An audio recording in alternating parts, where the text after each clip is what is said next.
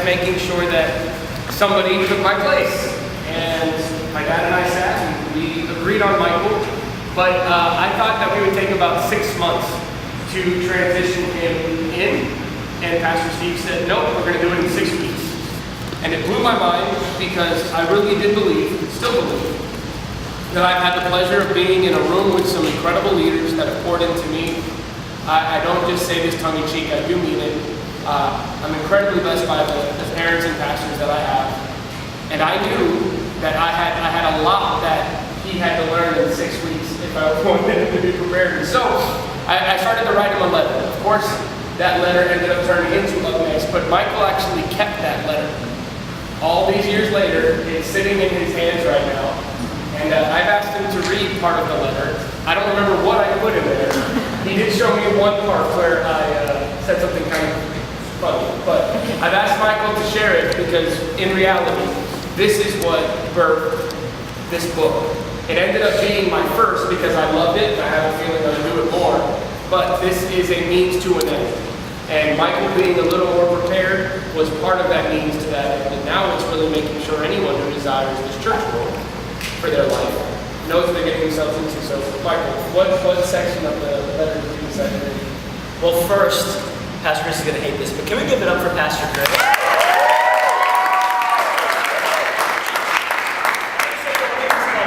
What a freaking book! That's amazing! It's good. It's incredible. But I want to read a part of the book where Pastor Chris explains why he decided to write this letter.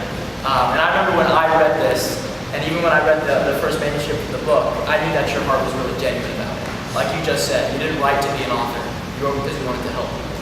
And I know this letter was a representation of you really wanting to help me. And so even when I was reading it today, right before I came here, it was overwhelming. And it's really amazing. But it says this, you compliment me in the first page, so I don't want to read that part. But you said here, that being said, I laid down tonight and became overwhelmed with how much other stuff there is to know when it comes to leading a youth ministry, especially at your age. I think back to when I took over, a young 19-year-old kid who had no real idea what leadership was, and I just pray you'll be able to learn from my mistakes. The first one I can think of is the age issue. Being young has its perks for sure because you have the energy to constantly go and relentlessly pursue these kids. I encourage you to give everything to these kids while you can. But at the same time, being young has its setbacks. When I was your age, I felt the need to sometimes demand respect, even from those older than me. I had to try and lead from out in front, rather than gaining their respect as I led from the side. I say that to create a mental picture of servant leadership. You know, if you were to go somewhere you've never gone before, you wouldn't think twice about using ways. You're not technically leading, but you are steering. That's the perfect picture you should have as you lead as a young man.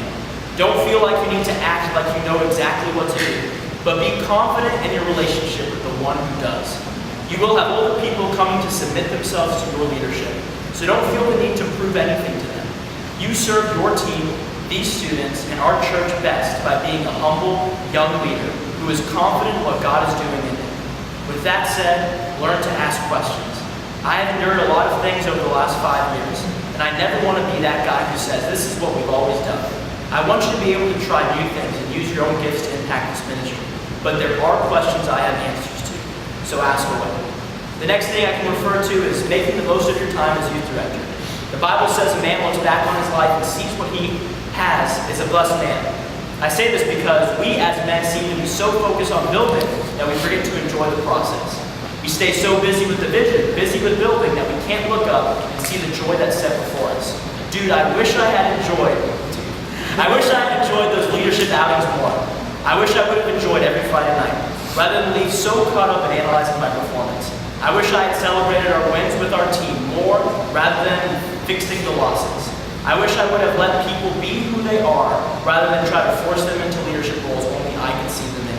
I wish I would have spent more time picking up students, bringing them to youth group, going to their games, having dinner at their house, and the other real youth pastor stuff. I wish I would have just enjoyed my season as just a youth pastor, rather than being caught up in what the next season was. Please know I will still be involved in all of these things. I'm not leaving you alone in all of this. I want to help serve you, your team, and the students of Metro Life Church to the best of my abilities. Wow.